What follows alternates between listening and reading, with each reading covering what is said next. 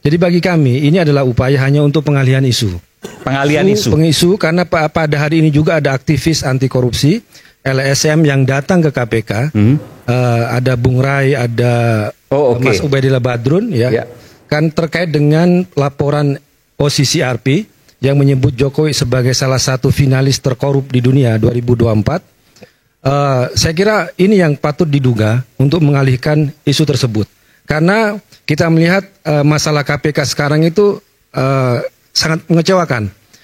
Mengapa kita sebut dengan sebuah pengalihan isu? Karena itu bisa masuk akal ketika sebelumnya KPK menggeledah kantor BI dan sudah diumumkan tersangka 2 orang oleh Deputi Penyidikan, kemudian diralat oleh juru bicara KPK. Jadi kami melihat ini ada benang merah antara intervensi dari pihak luar kepada KPK, termasuk juga upaya untuk mengalihkan isu dari pengumuman OCCRP bahwa Jokowi adalah finalis terkorup sedunia tahun 2024. Begitu. Pengalihan isu, Bung. Ya, saya pikir begini, harus diluruskan ya bahwa memang kasus karena kan berbeda-beda. Satgas yang menangani kasus BI berbeda, Satgas yang menangani kasus Pak Hasto berbeda, kemudian orang yang menerima laporan kalau yang tadi benar ada yang melaporkan berbeda-beda. Jadi semua punya tupoksi masing-masing, ya kan? Jadi tidak ada campur baurnya, termasuk ketika hari ini misalnya penyidik melakukan penggeledahan, tentu kan mereka sudah merencanakan dari lama dan tidak ada mereka tahu bahwa hari ini ada lapor nggak tahu. Ini kan sebuah hal yang berbeda menurut saya. Tapi sekali lagi kalau mau dicocok logi ya silakan saja, kan begitu. Mas Guntur, saya agak protes ini. Dikit-dikit di bawah Jokowi. Jadi ini mengkonfirm Jokowi fobia. Jokowi fobia. Jokowi fobia terjadi di PDIP dari. Maksudnya apa yang dialami oleh Mas Hasto, PDIP, ini kan kita nggak ada kaitan sama Pak Jokowi. Terus dikaitkan dengan Jokowi. Tadi dengan OCCRP. Pengalihan. Sedangkan OCCRP itu sudah mengatakan kita nggak punya bukti dan sudah mencabut itu. Coba cari di website kan nggak ada, sudah tutup. Kenapa itu yang dilaporkan gitu loh? Ya kan? Kalau ada masalah itu serahkan aja kepada hukum itu. Jangan dikait-kaitkan lagi kasusnya Mas Hasto ya dengan Jokowi. Ya kan? Ini tahun 2020 loh. Kasus ini. Baru rame-rame lagi, gonjang-ganjing lagi 2024. Kamu yang sekarang. Artinya ada sesuatu di sini. Kenapa KPK pada saat itu nggak berani? Karena itu masih dalam lingkaran kekuasaan. Ya Mas Hasto jelas mempunyai power pasti di situ. Ya kan? Jelas itu nggak mungkin itu tidak dilakukan oleh KPK. Makanya ketika KPK berganti, langsung itu dikatakan Mas Yudi sprint. Karena ini jadi bahan gonjang-ganjing dari masyarakat. KPK ini takut sama pemerintah. KPK ini yang dibilang independen, enggak tuh. Kan seperti itu. Kita hormatilah hukum sekarang. Apa yang dilakukan oleh KPK itu kita hormati. Dilakukan penggeledahan seperti itu ya mungkin prosedurnya itu apa yang dikatakan Mas Yudi. Tapi tolong jangan dikaitkan dong dengan Jokowi dan keluarganya. Dikit-dikit Jokowi dan keluarganya. Jokowi fobia rupanya ini. Makasih. Terkait dengan Jokowi ada 2 hal. Pertama masalah hukum dan juga masalah politik.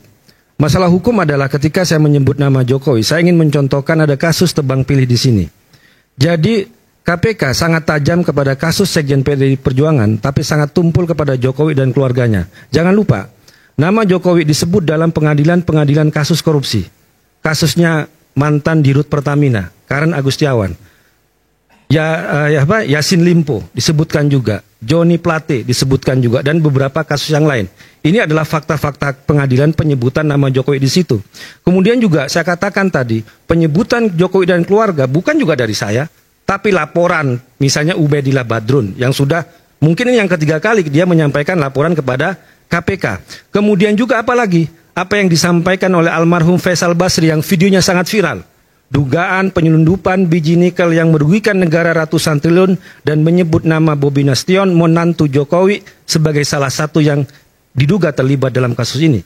Kemudian juga Blok Medan dan semuanya ini kan nama-nama yang sudah beredar di publik. Bukan kita ingin mengatakan benci kepada Jokowi atau fobia kepada Jokowi, tapi adalah fakta hukum. Kemudian juga adalah fakta politik. Karena kami juga apa yang disampaikan oleh Sekjen PDI Perjuangan ya ketika sebelum tersangka oleh KPK, ada yang datang kepada dia, dan dia itu sudah dikutip oleh majalah Tempo bahwa kalau sampai Jokowi dan keluarganya dipecat, maka akan ditersangkakan kasus Harun Masiku. Dan ancaman ini, pesan ini tidak hanya pada tahun 2024, tapi sudah setahun lebih, dari tahun 2023. Setiap Mas Hasto, Sekjen PDI Perjuangan, berbicara kritis, berbicara lantang, selalu ditakut-takuti dengan kasus Harun Masiku. Tapi karena dia yakin tidak pernah terlibat dengan kasus Harun Masiku, segala pesan, segala ancaman, segala intimidasi tidak dihiraukan. Dan tidak takluk, tetap keras, tetap lantang bersuara kalau demi kebaikan negeri ini. Begitu, Mas. Coba pertanyaan tadi, di mana kemudian benang merah Pak Jokowi misalnya di dalam kasus Mas Hasto? Seberapa bisa ia yang bukan presiden lagi kemudian mencawe-cawe? Ya kalau kita melihat apa yang disampaikan oleh Mbak Bivitri, bahwa komisioner KPK saat ini adalah orang yang dipilih dan ditetapkan oleh Jokowi, dan Pak Prabowo hanya melantik.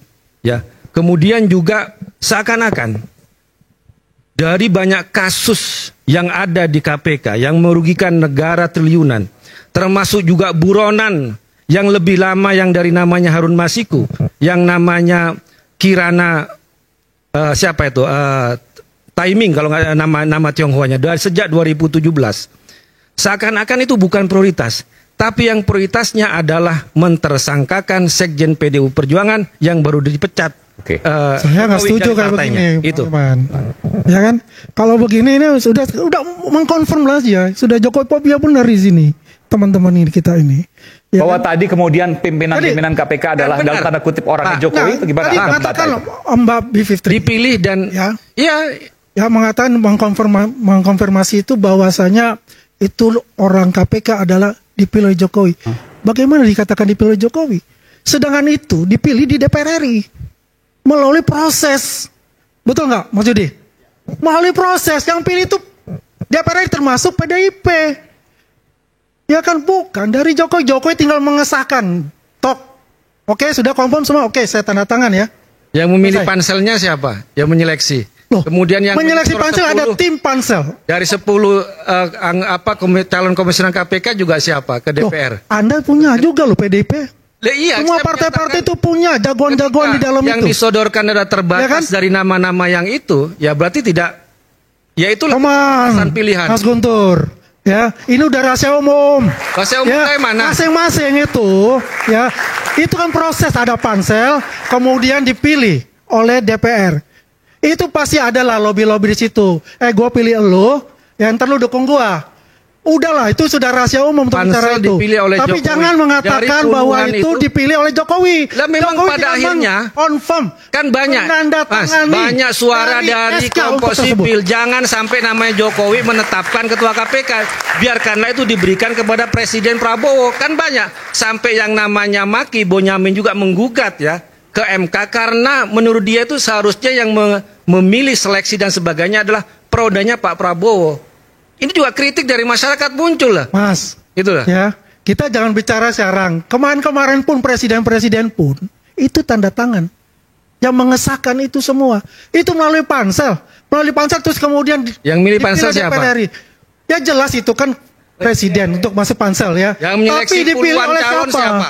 Yang dipilih oleh siapa? Bukan oleh Jokowi. Ketika DPR hanya diberi batasan untuk memilih dari 10 orang itu, ya, dan semuanya sudah diseleksi sesuai dengan minat yang menyeleksi, memang ada alternatif lain dari 10 orang itu. Nah, pertanyaan saya, ya, bagaimana Anda tahu bahwa itu mereka, ya, yang akan dipilih masing-masing?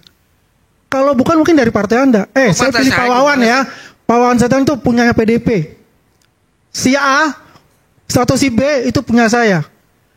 Udahlah, itu sudah pasti ada diskusi-diskusi di dalamnya itu.